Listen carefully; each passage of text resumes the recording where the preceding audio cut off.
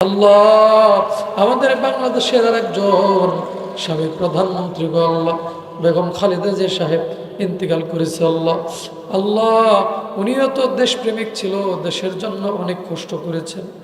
আল্লাহ jail জুলুম খেটেছেন। আল্লাহ আল্লাহ শেষ মুহূর্তে দুনিয়ার থেকে বিদায় হইয়া গেছে।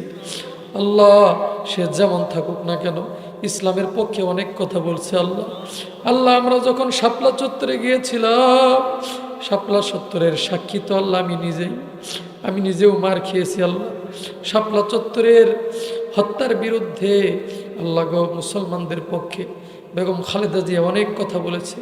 আল্লাহ গো ওনাকে তুমি জান্নাত দিয়ে দাও, ওনার জীবনের ভুল ত্রুটি আল্লাহ মাফ করিয়া দাও।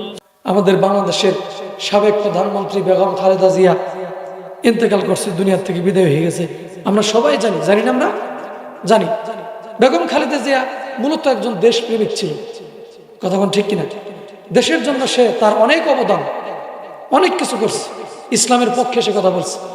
এই যে ঐতিহাসিক শাপলা চত্বরে আমরা যখন দিন কায়েমের লক্ষ্যে আমরা সমস্ত বাংলাদেশের তৌহিদি মুসলমানরা যখন আমরা শাপলা চত্বরে গিয়েছিলাম, এই শাপলা চত্বরে অনেক মাদ্রাসার ছাত্রদেরকে সেই জামানার ফ্যাসিস্ট সরকার নমরুদ যাকে বলা হয় সে গুলি করে নির্বিচারে হত্যা করছে কি করে নাই?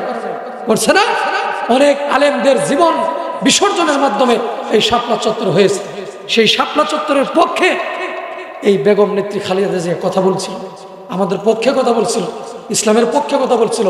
এবং তারা বলছিল বাংলাদেশ নাকি মসজিদ মাদ্রাসায় জঙ্গিতে ভরপুর, মৌলবাদীতে ভরপুর।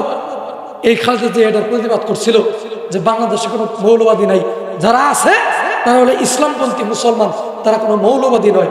এই কথাও তিনি বলছেন।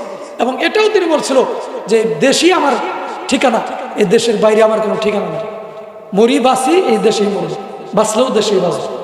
তো যাই হোক, সে যেই হোক না কেন আমরা তার জন্য দোয়া করি। আল্লাহ পাক জিন্দগির সব গুনাহ যেন মাফ করে দিয়ে তার জন্য জান্নাতের উঁচু মাকাম দান করেন এবং তার কাজগুলাকে আল্লাহ পাক দিনের জন্য কবুল করেন। যেরকম আমিন, আরেকটু যেরকম আমিন। এবং আমাদের বাংলাদেশে যেই ক্ষমতায় আসুক না কেন সে যেন, সেটা বিএনপি হোক, জামাত ইসলাম হোক, যেই হোক না কেন সে যেন কোরআন অনুযায়ী, ইসলাম অনুযায়ী দেশের নিয়ম কানুন আইন আদালত পরিচালনা করে।